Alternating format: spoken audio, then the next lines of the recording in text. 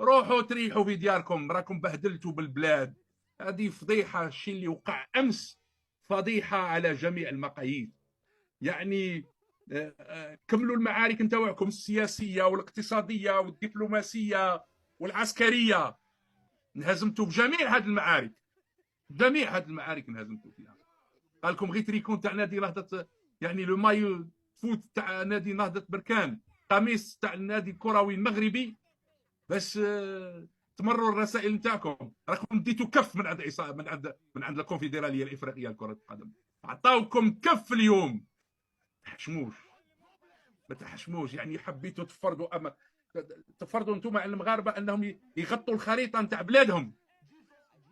هذا غير معقول، هذا غير معقول. وانا كنت في الصباح اقترحت، بكل صراحه اقترحت انه يجب على الهيئات الدوليه الكرويه بالاخص ان تاخذ بعين الاعتبار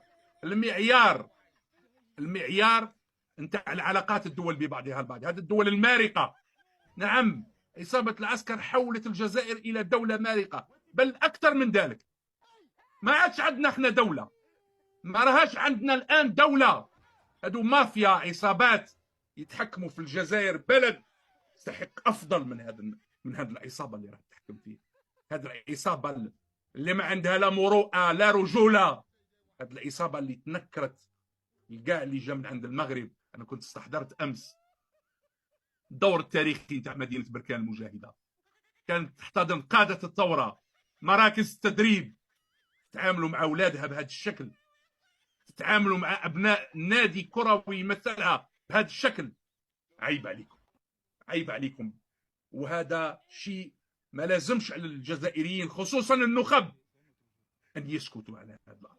ما خاصكمش تسكتوا، ولازم الواحد يقول كلمه الحق، لازم الواحد يقول كلمه الحق ويواجه هذا النظام، يواجه هذا النظام الذي ما قدرش يتقبل الواقع. إيه نعم، الصحراء مغربيه، هذا واقع، هذا واقع ما تقدرش تغيره انت يا نظام العسكر، ما تقدرش تغيره انت يا ما تبقاش تكذب على الشعب الجزائري وتغلطه. الشعب الجزائري اصلا راك تحاول تورطه مع شقيق الشعب المغربي. اصلا ما كانش محتضن هذه القضيه ولا مره، عمره ما كان محتضنها، وعمر ما كان يامن بها. امن بها انت يا عصابه العسكر باش تبقى تحافظ على مصالحك الضيقه. حاشا انك تحافظ على مصلحه الوطن، حاشا انك تحافظ على مصلحه الوطن ومصلحه الجزائر. وانا بغيت غير نفهم، واش انت ملي كتجي تكتب شي حاجه بداك التليفون وكتنشرها، واش تكون في كامل قواك العقليه؟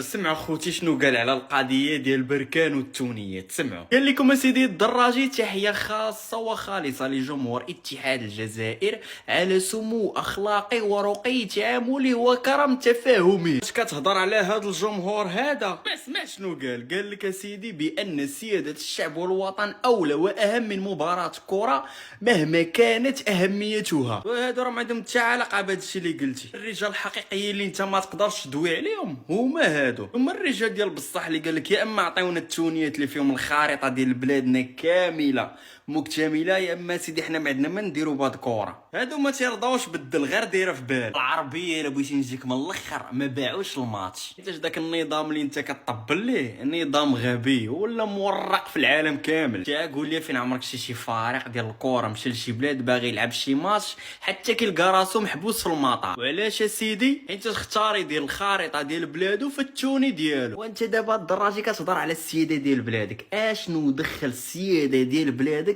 في الخريطه ديال بلادنا؟ ساليتي معايا اخي الدراجي.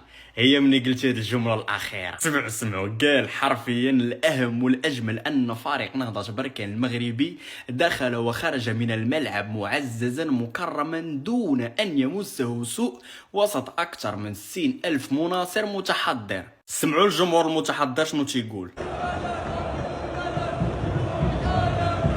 باش اخويا نهضه بركان تخرج من تيران في 60,000 واحد ومعززين مكرمين بدون سوء؟ شنو ما فهمت، شنو باقي خاصكم تعطوهم العصا ولا شنو؟ بركه مساكن هذاك العذاب اللي دوزتوه منهم في المطار. والله ما بغيت تفهم لي اخويا انت هاد العقليه ديالك. والله خوتي اللي فهم شي حاجه يقولها لي. اما خوتي الدراجي باش ختم قال لكم الحياه مواقف وغدا يوم اخر. المهم تلاقاو في كاس افريقيا ديال 2025 في المغرب.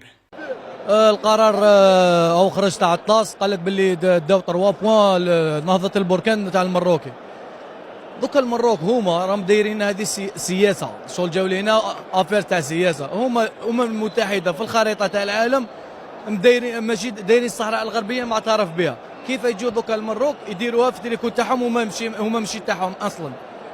انا نطلب من السلطات ما نزيدوش كاع نلعبوا هذه الكاف، نحبسوا هذه الكاف، والمروك نحبسوا العلاقات كل حاجه معها، العلاقات الكرويه اي علاقه مع المروك نحبسوها، ماذا بينا نحبسوها. خاطر المروك راهم يديروا سياسه تاع الصهاينه، تما فوميو نيفيتيهم، وحاجه ما نلعبوها معاهم، وحاجه ما ندخلوا ني في السياسه ني في حتى حاجه معاهم.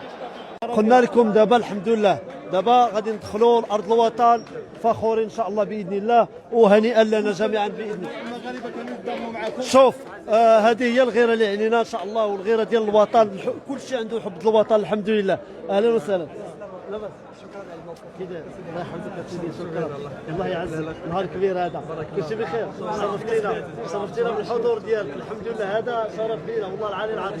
كرو بليزير، ميرسي بوكو. هما عقداتهم ماشي الخميس غير، عقداتهم هذه الخريطه هذه، قال لك خصك تبترى من هنا، ان الصحراء ماشي الصحراء المغربيه، وحنا ديما الصحراء المغربيه.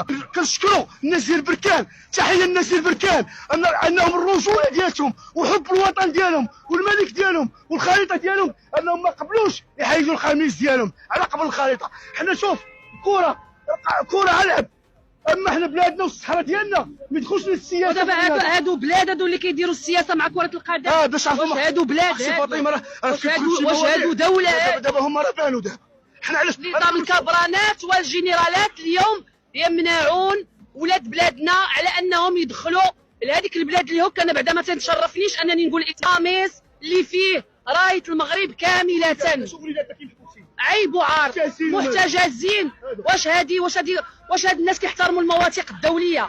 مره اخرى تنبغيو نحيوا رجال الامن على هاد المجهودات اللي كيقوموا بها، وهذا الشيء كيبين على اننا دوله المؤسسات، على اننا دوله الاجهزه. حنا ماشي دوله قمعيه، حنا دوله الاجهزه الحمد لله، وهاد الناس كيديروا الخدمه ديالهم. واكيد ان الكاف، القرار اللي اتخذته الكاف اليوم كان قرار صراحه غير معقول، وقرار غير عقلاني. تبارك الله. اختي فاطمه راه كيما كتشوفي انت ديما كتكوني حاضره معنا، اش بان لك؟ هذا ظلم، هذا ظلم، هذا وليداتنا. الله ينصر سيدنا. شوف الله الوطن الملك.